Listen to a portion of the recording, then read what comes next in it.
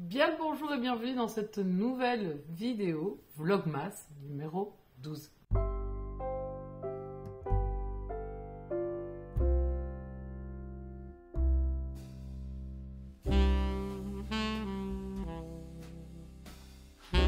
Aujourd'hui on va faire une vidéo blabla et on va parler d'un sous-genre de la romance.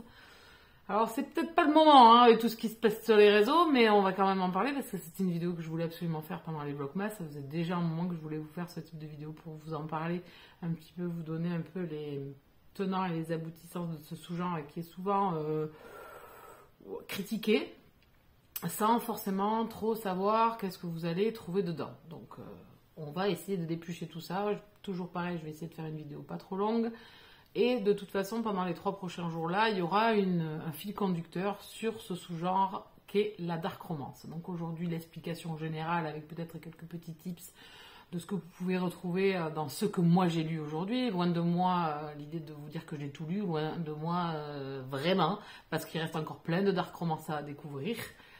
Et demain, nous recevrons en live sur la chaîne YouTube à 20h45 Amélie Astier qui vient de sortir une duologie Dark Romance MM avec un tueur en série, Copycat, avec 2 personnages assez complexes. Elle viendra nous parler de son projet, de son écriture, de ce que vous pouvez retrouver dedans. Il y a des trigger warnings bien évidemment. Dans la Dark Romance aujourd'hui, elle est bien explicite, elle est bien montrée, elle est bien stipulée pour le lecteur, déjà au préalable avec des trigger warnings.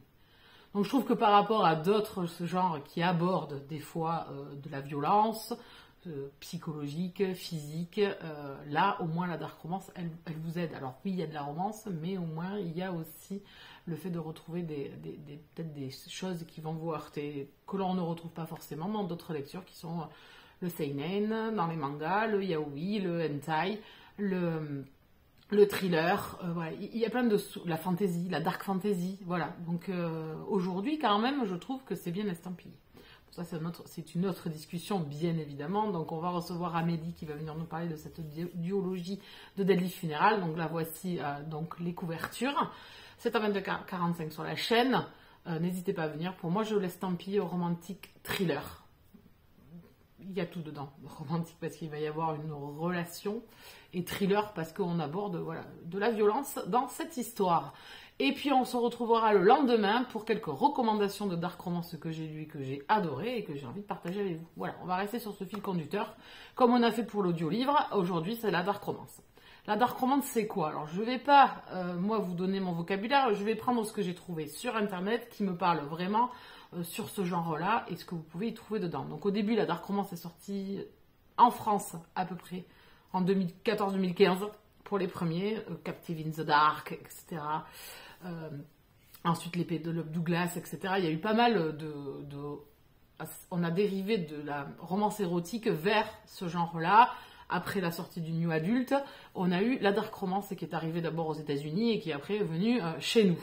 Donc c'est vrai que les auteurs françaises s'y sont mis peut-être un peu plus tard, et encore, voilà, je fais une généralité là aussi, hein, elles s'y sont mis peut-être un peu plus tard que les américaines, où le marché de la dark romance est arrivé en France, voilà, et cette vague plutôt d'autrices américaines. Voilà comment moi je l'ai ressenti à l'époque où c'est sorti. Donc aujourd'hui elle fait le buzz, la dark romance, en bien et en mal, parce qu'aujourd'hui sur les réseaux sociaux on voit beaucoup de violence verbale à cause de ce sous-genre de la romance, et j'essaye là aussi dans cette vidéo de vous expliquer quand même qu'il y a d'autres genres littéraires qui touchent et qui frôlent quand même aussi des fois la sensibilité des lecteurs. Alors votre sensibilité, c'est à vous de la gérer, c'est à vous de faire vos erreurs peut-être aussi avec la dark romance. Qu'est-ce que vous allez trouver dans la dark romance? Donc déjà, c'est dark sombre. Donc déjà, je pense que quand même, vous savez vers quoi vous allez. C'est fait pour vous ou pas. Donc on va aller dans de la romance interdite, mettant en scène des relations alors, qui frôlent, qui sont assez fous, où on va frôler la morale, où on va menacer ou renverser l'ordre établi. Voilà, où on va avoir nos valeurs qui vont être un peu chahutées, bouleversées. Dans la dark romance, vous allez retrouver des thématiques toutefois avec des aspects sombres. Donc ça peut être la vengeance, ça peut être le pardon, ça peut être les traumas psychologiques issus de l'enfance. Donc on va se diriger, et c'est ce qu'on retrouve souvent dans les explications, dans des romans ressemblant plus à des drames psychologiques ou des romances particulièrement remuantes et dérangeantes, tout en étant particulièrement intenses et palpitantes.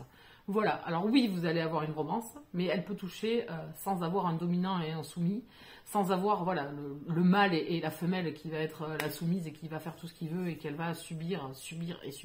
Non, vous allez pouvoir être dans un gang, dans la mafia, dans un gang, donc déjà dans un univers où la violence fait partie un peu de leur mode de vie, qui n'est peut-être pas le tien, qui toi te lèves tous les matins et va travailler simplement. Voilà, donc on va frôler tout ça. Donc voilà, ça reste flou, on trouve des personnages qui sont des fois dérangeants par la psychologie, par des choses qu'ils ont subies dans leur passé. Donc voilà, vous allez avoir tout ce type-là dans la dark romance. Donc ça, c'est vraiment l'explication que j'ai pu trouver. Alors, parce qu'il y a des choses qui m'ont heurté, qui ne sont pas du tout ça, en fait. On n'a pas forcément le côté dominant-soumis, ce que j'ai pu trouver aussi. On n'a pas forcément du syndrome de Stockholm, ça c'est pas vrai. Il y a eu des romances et je pense que les Américaines ont amené ce thème-là. Souvent, ça peut arriver. Donc, surtout, ce qui est la première chose à dire, c'est pour un public averti. C'est pour un public averti et c'est pour éviter que les âmes sensibles puissent être heurtées, choquées. Donc voilà, dans le yaoi, des fois il y a des sujets, franchement, dans les romances, c'est limite et c'est estampillé aussi. Chez Boys Love, c'est estampillé. Bon, on va essayer de déblayer. Donc voilà pourquoi moi j'aime la dark romance, j'aime être heurtée et je trouve que ça s'apparente beaucoup plus à du suspense, à du drame psychologique, parce que oui, il y a quand même... les auteurs amènent quand même des personnages avec certains traumas dus à leur passé, dus à ce qu'ils vivent aussi dans leur présent. Voilà, donc je les catalogue moi souvent par des drames psychologiques. Et après, on va voir tout ce qui est tabou aussi, où on nous amène dans les limites de l'inacceptable, de ce que toi, tu n'accepterais pas dans la vie. Mais attention, on est dans un roman. Là encore, on est dans une fiction. Comme Chatham va t'amener dans une fiction, comme Stephen King va t'amener dans une fiction. Voilà, je pense que les deux choses à savoir, c'est que on est dans la dark romance un sous-genre, que ça existe déjà dans d'autres genres littéraires, et surtout que ça reste de la fiction. Donc ce n'est pas réel. Il faut vraiment faire un détachement de ça. À vous de savoir vers quoi vous allez aller. Je vais vous dire qu'est-ce que j'ai eu dans certaines romances, dark romance, sans vous donner les titres, comme ça vous n'êtes pas spoilés. Vous allez trouver des enfants qui ont vécu cloisonnés dans une maison parce qu'un homme a abusé d'eux. Ces deux enfants vont grandir, vont arriver à sortir de cet enfer et vont être remis dans la vie. Il faut réappréhender le côté psychologique. Et ces deux personnes vont se retrouver et en fait avaient déjà des sentiments au moment où ils étaient dans ce huis clos, dans cette pièce enfermée. Comment vivre leur destin et leur vie après ça. Donc on va aborder leur passé, parce qu'on va nous parler de leur passé, mais on va aussi aborder la vie d'aujourd'hui. Et cet amour qui ne peut pas éclore, parce qu'il est né dans le drame, il est né dans l'affreux, il est né dans des choses que ses yeux de l'un et de l'autre ont vues, ont subi. Voilà, donc voilà ce que vous allez pouvoir trouver dans certains. Vous allez pouvoir trouver aussi du tabou, alors peut-être toucher, peut-être des liens familiaux. Donc là, c'est sûr que public averti. Attention, les auteurs amènent quand même des situations. Alors, ça ne donne pas de l'acceptation, en fait, à ça. Ça donne pas de... Voilà, on fait un détachement, comme je le répète encore une fois, c'est de la fiction. Ensuite, vous allez pouvoir avoir quoi? Vous allez avoir de la mafia. Donc, vous allez vivre dans un univers où, des fois, les femmes... peut-être vont fermer leur clapet, parce qu'elles vont vivre avec des hommes qui sont quand même assez violents, qui vivent dans le meurtre, dans la drogue, dans la prostitution. Vous allez trouver des gangs de bikers aussi dans cet univers-là. Alors la violence peut être dosée par les auteurs, ça c'est toujours une histoire de plume, où soit on rentre beaucoup dedans, soit pas du tout, les descriptions. Vous allez pouvoir avoir aussi une héroïne qui sort d'une secte, qui va devoir... appréhendée parce qu'elle a été endoctrinée, elle a un mécanisme qui est dans son cerveau, qui lui a été imputé depuis des années, elle a subi des choses ignobles, elle va devoir rencontrer de nouvelles personnes et, on va dire, désacraliser tout ce qu'elle a connu, refondre dans la masse, rencontrer quelqu'un qui peut la sauver. Voilà, donc ça aussi, vous allez voir. Et là, on touche le côté psychologique de ces personnes qui ont vécu l'inacceptable. une personne qui a vécu enfermée toute sa vie avec un prédateur, malheureusement, vous l'avez dans la vie réelle, ça. Voilà. Je donne que ça comme avis. Et donc, nous, lecteurs, on va être amenés là-dedans, on va souffrir, on va subir, on va avoir l'espoir, on va avoir des fois le sourire parce que les petites choses de la vie ou les petits bonheurs vont éclore dans ces vies-là, qui auront été très sombres. On va aussi avoir des enfants qui ont subi des parents avec des violences et qui vont avoir subi un endoctrinement par un père abusif, un père tueur. Enfin voilà, il peut y avoir plein de choses en fait. Une mère qui se drogue, qui boit et qui laisse ses petits amis profiter des enfants. Enfin voilà, choses qui existent dans la vraie vie en fait.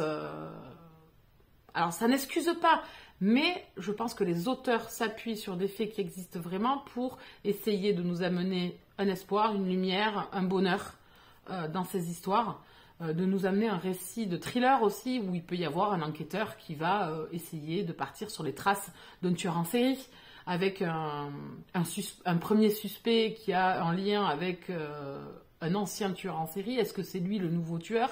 Et qui va devoir déblayer un petit peu le charisme, le silence de ce suspect.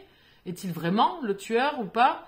On peut avoir aussi des sociétés secrètes qui ont des mœurs et des pratiques limites, qui vont abuser de personnes fragiles, qui vont avoir des mœurs pas toujours la nécrophilie, le cannibalisme, voilà. Vous pouvez aborder forcément ces sujets-là, mais vous pouvez aussi les avoir dans un thriller. J'ai vu un dernier Galmester, là, c'était Séverine qui l'a présenté, où le mec, il est croque-mort. Alors, il a le boulot de rêve, parce qu'il est nécrophile en plus. Donc voilà, lui, il est là aux petits oignons. Voilà, et vous allez aborder la vie de ce personnage. Oui, il n'y a peut-être pas romance dedans, mais je crois qu'il a une famille, enfin bon, il y a quand même des liens, alors peut-être pas amoureux, mais affectifs quand même. Voilà, donc vous allez avoir tout ça dans la dark romance. Aujourd'hui, ce que je veux vous dire, c'est déjà de ne pas juger les gens qui lisent ce genre-là. On ne juge pas vos lectures. Qu'est-ce que vous en avez à faire de ce qu'on lit? Laissez lire les gens. Hein. Si le thriller n'est pas fait pour vous, peut-être que la dark romance sera fait pour vous parce que vous aimez quand même avoir un peu d'amour. Et l'amour ne tourne pas à un dominant et un soumis et à une influence ou un pouvoir d'un des personnages sur un autre. Pas forcément. Ça peut être un drame psychologique dû à des choses qu'on a vécues dans le présent, dans le passé. Donc voilà, ce que je veux dire aujourd'hui, c'est qu'elle est légitime parce que les auteurs ne font pas ça à la louche et n'envoient pas. Alors il y en a à avoir, hein, des mauvaises dark romances, ça je ne dis pas, et comme il y a de la mauvaise littérature, comme pour tout. Aujourd'hui, j'avais envie de partager ça avec vous, c'est un genre littéraire que j'affectionne tout particulièrement, mais je choisis mes dark romances. Je choisis, en tout état de cause, des choses qui vont me plaire, parce que moi, ce que je vais chercher, c'est le drame psychologique, le romantique thriller. Voilà, ça me botte. C'est ma came. J'aime beaucoup. Il y a d'autres types de dark romance qui ne sont pas du tout ce que j'apprécie, vers lesquels je ne vais pas. Il y a des auteurs américaines que je ne lis pas parce que ce n'est pas forcément ce que j'aime. En tout cas, aujourd'hui, ce que je voulais vous dire, c'est que il y a un travail qui est fait quand même par les autrices. Alors, je vais parler des autrices françaises, bien évidemment, parce qu'aujourd'hui, elles émergent beaucoup. Il y a quand même le sous-genre qui est quand même mis en gros. Il y a quand même aussi les trigger warnings qui sont mis à disposition. Et aujourd'hui encore, une amélioration pour ceux qui n'ont pas envie de forcément découvrir les trigger warnings, parce qu'un peu ça gâche un peu le truc. Mais parce que toi, tu es sensible et que je comprends tout à fait. Il y a des QR codes, c'est mis à la fin du livre, voilà, c'est mis dans un coin, tu peux le passer. Enfin voilà, c'est fait pour faciliter à tout le monde ce genre-là, qui n'est pas abordable pour tous. On n'a pas tous la même sensibilité, mais si moi je respecte ta sensibilité, toi respecte le fait que j'ai envie de lire ce type de romance et que ça ne fait pas de moi quelqu'un de détraqué, ça ne fait pas de Chatham quelqu'un de détraqué, ça ne fait pas de Tillier quelqu'un de détraqué, ça ne fait pas de Sir Cédric quelqu'un de détraqué en écrivant du thriller assez gore, assez poussé. Aujourd'hui, voilà ce que c'est la dark romance. On va friser les limites, on va friser l'acceptable, on va avoir des drames psychologiques, on va avoir, oui, du dominant soumis, effectivement, on va avoir, oui, tout un panel, on va avoir des gangs, on va avoir de la violence, on va avoir des enlèvements, on va avoir de la torture, on va avoir malheureusement aussi des agressions physiques sur des personnages, un ascendant, un pouvoir. Voilà, ça peut être des tueurs en série aussi, ça peut être, voilà, vous pouvez être le héros peut être un tueur en série. Vous allez le suivre, en fait. Mais comme vous l'avez aussi, comme je vous disais, Galmester, là, le nécrophile, enfin, je veux dire, tout type de héros a le droit d'émerger puisqu'on est dans de la fiction. Voilà. La fiction n'est pas une réalité. Vous êtes loin de la réalité, on va vous transporter, vous évader, que ce soit au théâtre, au cinéma, dans la littérature. Voilà mon retour aujourd'hui sur la dark romance. Voilà les choses que vous pouvez retrouver, et encore, c'est encore plus vaste. Comme je vous dis, aujourd'hui, on va avoir... c'est subversif. C'est qui renverse ou menace l'ordre établi, les valeurs reçues. Voilà, on va bousculer vos valeurs reçues. Mais en fait, ça ne fait pas de vous le fait d'accepter les choses. C'est que vous allez lire une histoire, un récit. Voilà, j'espère que je vous ai peut-être expliqué. N'hésitez pas en commentaire si vous avez des questions à poser. Je pourrai y revenir lors de la recommandation de la dark romance. J'ai essayé de vous expliquer un petit peu ce que c'était, ce que vous allez pouvoir y retrouver. Voilà, on va jouer avec les limites de la morale et le franchissement de l'interdit. Voilà. Et aujourd'hui, dans la réalité, il y a bien plus que ça. Donc, soyez indulgents, soyez respectueux et n'allez pas déverser votre haine parce que c'est pas un genre littéraire que vous appréciez et que vous pensez que ça n'a rien à faire là. Je pense que moi, si, parce que j'en lis. J'ai des avis, j'ai des retours, j'ai des critiques, j'ai des arguments. Voilà. Bon, j'arrête la vidéo là. N'hésitez pas en commentaire à poser vos questions, à nous retrouver demain pendant le live avec Amélie. Et si vous avez des questions à lui poser, n'hésitez pas à venir. N'hésitez pas à venir écouter son point de vue. On va essayer de ne pas spoiler, bien évidemment, parce que le but, c'est de vous donner envie de découvrir cette histoire. Sans spoil, mais peut-être en déblayant un petit peu. Pour peut-être que votre peur, votre crainte soit balayée facilement. Sur celle-ci, je vous laisse. Je vous retrouve demain pour un nouveau vlogmas en live cette fois-ci. Et je vous souhaite à tous de très très bonnes lectures. Bisous câlins.